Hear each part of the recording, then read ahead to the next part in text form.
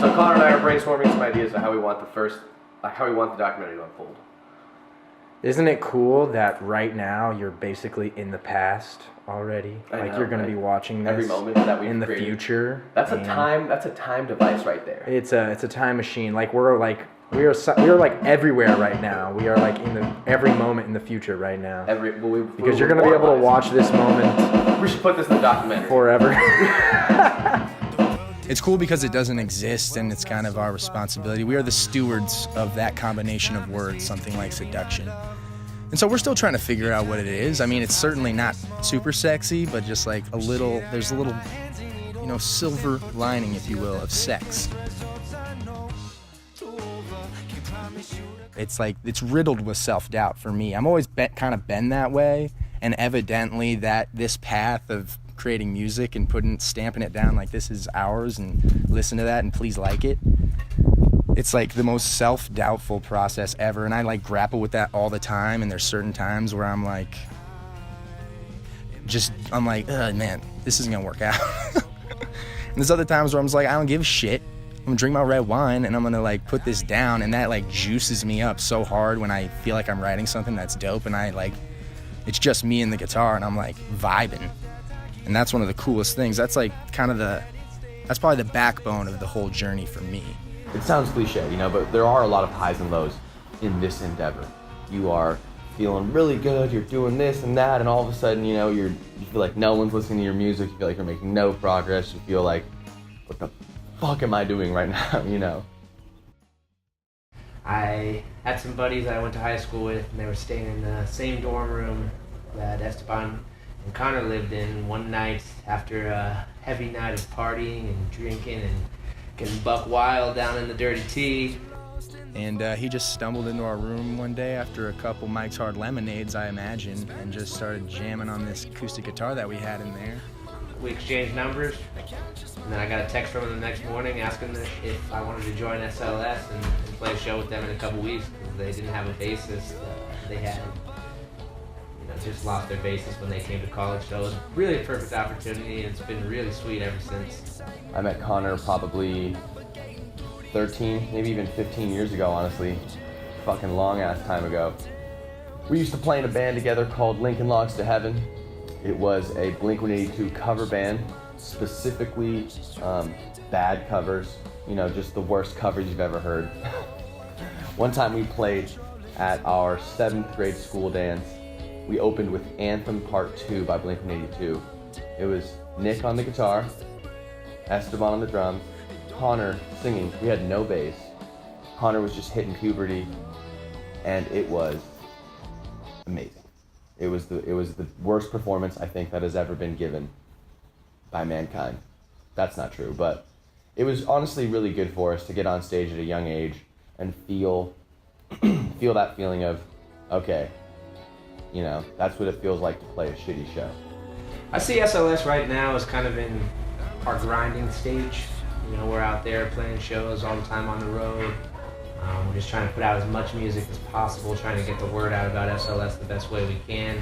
Grassroots style, just playing as many shows as we can, releasing as much music as we can, releasing as much content as we can, trying to be as creative as possible and not just in that same mold of every other band. That's just, we like to just bring a different element to it, and a fun element of, something that's, different. One thing that a lot of people have asked me or told me is what's your guys' sound? What are you guys doing out here?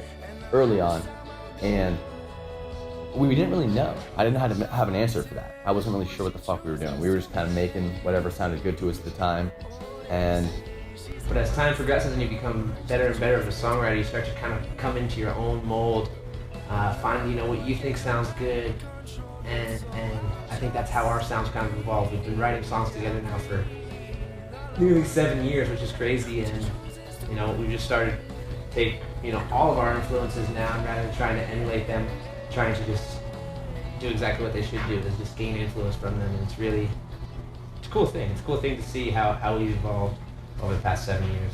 The good thing is that being such good friends allows for us to have such an open line of communication, to where that when there is a problem in business or there is a problem on the road, we can all talk about it. No one feels awkward telling the other person, you know, fuck you. That's for sure. Hey Tyler, we need a little space on this phone. You got anything you can just get rid of, you think? Dude, I'm trying to film a video here. App style? Just get out of here for a second. Okay.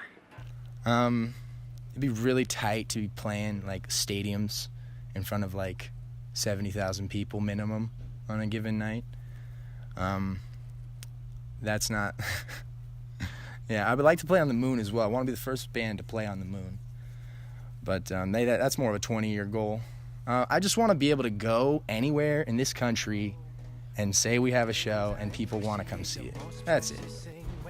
Our trip down to Rocky Point was a pretty wild and enchanting trip. We did a lot of pre-production for Colors on that trip. We spent 5 days there, literally just dove into the record. We wrote most of the lyrics for that in Mexico. They were much different, the lyrics to the songs were before we had gone to Mexico.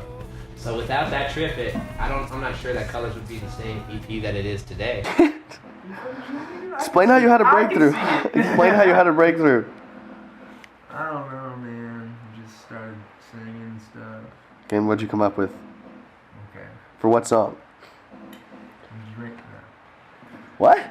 What song? It's called $1,000. Oh, okay, Who knows okay. what the fuck it's called? Okay, okay. It goes, save the world for another day. Na, na, na, na, na, na, I pray for another day. Wrap the world in the love that I give you today. And I pray, take one of the way to I pray. It's okay, save the world.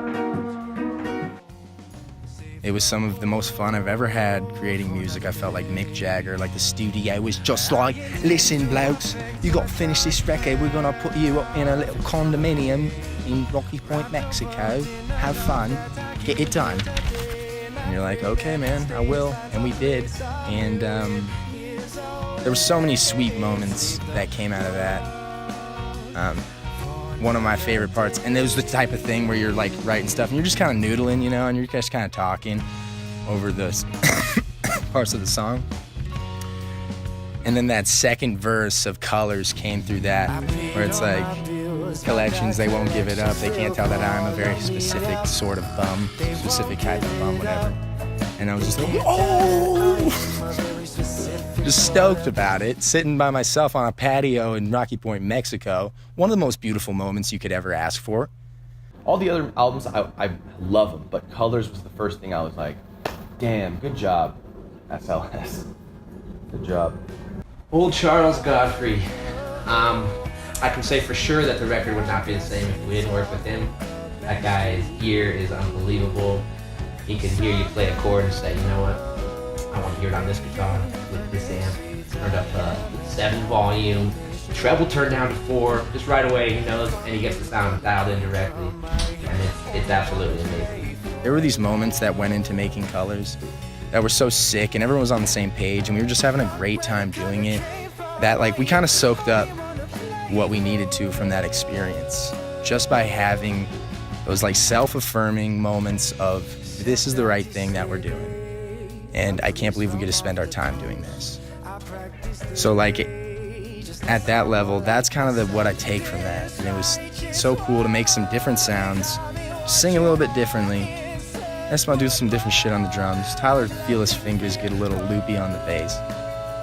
And then just to have a fun time together doing it. It was absolutely epic. I mean, to me, like kind of the overarching theme is like, every single fucking person out there is like going through these good days, bad days, just kind of not sure. There's a lack of certainty and there's a lack of, you know, is this the right thing I'm doing type of thing.